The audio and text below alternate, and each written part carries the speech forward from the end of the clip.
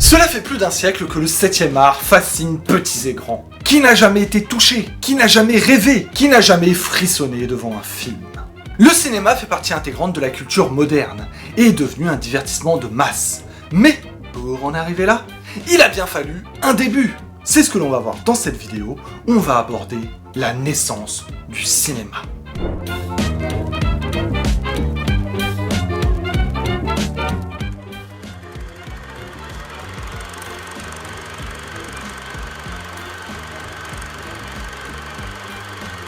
Nous sommes au début de la décennie 1890, l'apogée de la belle époque à Paris. Les divertissements sont nombreux. Au musée Grévin, nous avons les pantomimes lumineuses, Georges Méliès diffuse des diapositives, vous avez des spectacles d'ombres chinoises et également le French Cancan. Pas mal, non? C'est français. C'est en 1895 que les fameux frères Lumière vont inventer le cinématographe.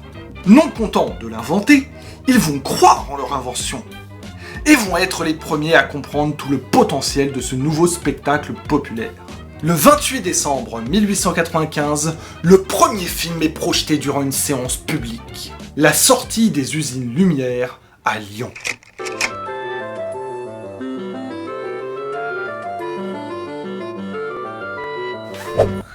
Passionnant, n'est-ce pas? Mais n'oubliez pas que c'était du jamais vu.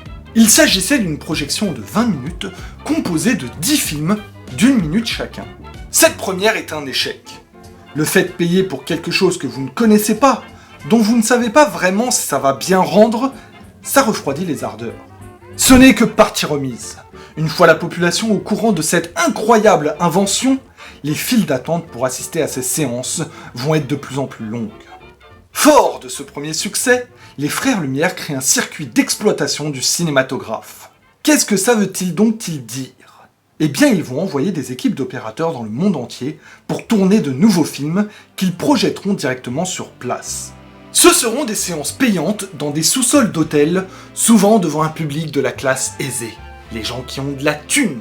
Ils vont en profiter pour introduire le cinéma en Espagne, à Madrid, puis à Barcelone. Et vous, plutôt Real ou Barça? Aucun rapport avec la vidéo. La petite troupe organisait souvent des projections dans les fêtes foraines, entre la femme à barbe, le mime et le lanceur de couteau. Mais rapidement, les frères Lumière ont souhaité avoir un lieu fixe, plutôt que d'être dans la débrouille à chaque fois. Ils vont construire un cinéma chez eux, à Lyon, avant d'en créer 3 dans la Ville Lumière, à Paris. C'est aux États-Unis que le développement sera le plus spectaculaire. C'est l'américain Lyman Ho qui fait figure de précurseur et qui, le premier, organise des projections ambulantes. Rapidement, toutes les grandes villes américaines vont se doter d'un réseau de salles de cinéma. Au départ, une jauge de 200 personnes, et ensuite des salles plus grandes pouvant accueillir 1 millier de spectateurs. Ces salles disposaient d'un piano et d'un pianiste qui permettaient de couvrir le bruit du cinématographe. Et vu que nous étions encore dans le cinéma muet, pas de risque de louper les dialogues. Il fallut également instaurer des règles. La vulgarisation du cinéma et son accession aux classes populaires a pu engendrer quelques problèmes. Les gueux, enfin, le peuple, avait l'habitude de se rendre dans les cabarets, et avait tendance à y reproduire le même comportement.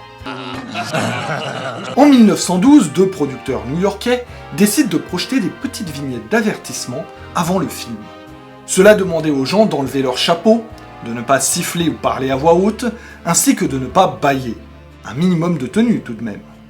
A noter aussi que les cinémas de l'époque avaient une autre gueule que ceux que nous connaissons aujourd'hui.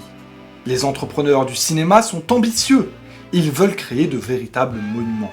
De nombreux artistes et architectes vont créer des salles s'inspirant de l'Égypte antique, des temples grecs ou de la Chine impériale. Premier degré, ça donne vraiment envie. Le cinéma de l'époque ne comprenait pas vraiment de scénario, il s'agissait souvent de scènes de la vie quotidienne, l'arrivée d'un train, un père jouant avec ses enfants ou la démolition d'un mur. Très vite, le cinéma s'impose comme le nouveau divertissement des masses, loin, très loin devant les autres. Les spectateurs viennent nombreux aux séances et sont conquis. Les critiques, elles, sont dithyrambiques. Mais tout n'est pas parfait. Certains n'apprécient pas vraiment le cinéma. Dans certains milieux ruraux, des villages reculés d'Europe, les paysans vont voir dans le cinéma une invention du diable. Ils sont bien aidés dans leurs croyances par les prêtres du coin qui tentent de détruire le cinématographe. sans succès. Il y aura même un scandale. En 1896, les frères Lumière sont au Mexique pour présenter leur invention au dictateur Porfirio Díaz. Les premières projections se passent bien, tout le monde est ravi. Jusqu'à ce que l'un des films mette en scène une fusillade. Gros scandale! Le cinéma devait être un spectacle divertissant. Personne ne voulait y voir la mort, ou même la souffrance. Ça a bien changé. On peut aussi citer la catastrophe du Bazar, événement célèbre. Lors d'une séance de cinéma projetée au Bazar de la Charité, un incendie se déclare et embrase toute l'enceinte. 132 victimes, dont 123 femmes. Il faudrait une vidéo entière pour parler de l'événement. Dites-moi en commentaire si le sujet vous intéresse. Vous connaissez maintenant l'origine du cinéma. Made in France. On peut en être fier. Nous, on se retrouve bientôt pour une nouvelle histoire. Et à la prochaine. Voilà, j'espère qu'ils vont pas trop nous casser les couilles en commentaire. Merde, ça tourne encore.